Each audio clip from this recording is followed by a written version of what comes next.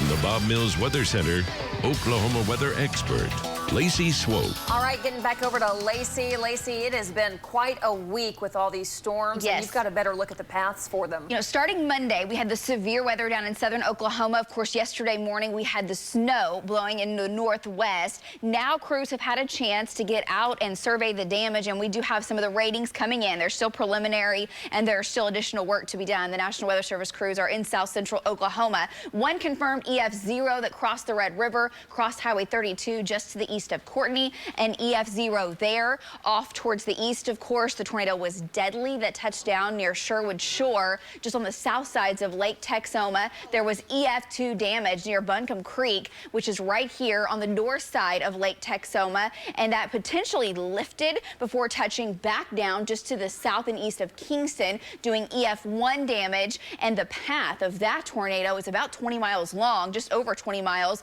went up to Little City, Emmett, and lifted potentially just near the Milburn area. But again, more work and more crews down that way looking at the damage and surveying what has happened. And then yesterday, 34 additional tornado reports. Many of the reports coming out have been in Mississippi, but the large violent tornado that crossed the Mississippi River and came into the east sides of New Orleans yesterday evening was unreal. Here's a look back at radar at about 7 o'clock yesterday. So Tuesday evening, this storm started to kick up its heels just south of New Orleans, and you'll see shear rate peak where you see the reds coming in on the graphic here. That is where it's tightened up very quickly and did produce a large tornado that was on the ground for several miles, and unfortunately one fatality there. Let me show you some of the video coming in. Now this video we had to take the audio off of, but you can imagine what it sounded like. Took it off just because of language. This gentleman is about 300 yards from this tornado, and that, guys, is the Mississippi River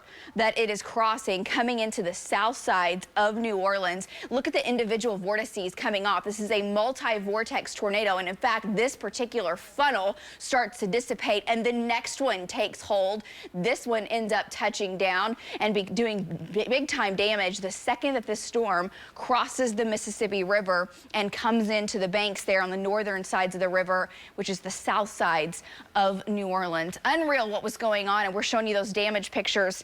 Yeah, there's a lot of damage out of this storm. All right, let me take you back to the maps and show you what is going on now as this complex continues to race to the east. Now it's showers, it's thunderstorms, some severe weather, but the threat has really started to diminish as far as the tornado potential as it's approaching the east coast. We still have some showers ongoing in the northeast and may get a few snowflakes out in our panhandle.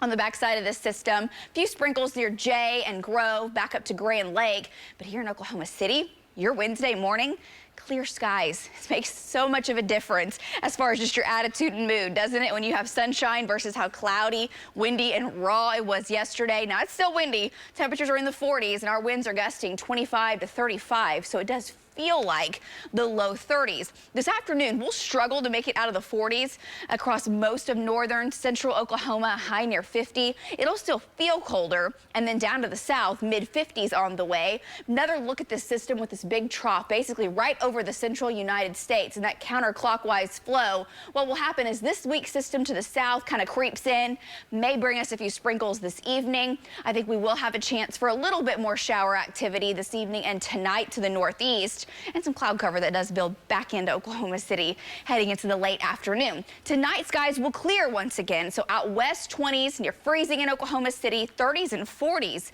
in eastern Oklahoma.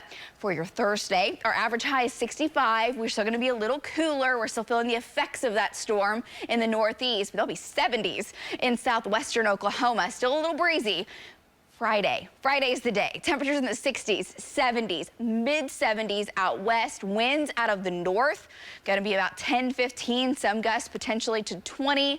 Looks like a gorgeous day. Saturday, 73 and sunny, up to the 80s on Sunday, but the winds do pick up. Warm to hot on Monday, mid 80s, and there is a storm system approaching midweek. We're watching for the severe threat for that. Right now it looks to be on the low side, but overall another round of rain possible Tuesday night. Back to you guys.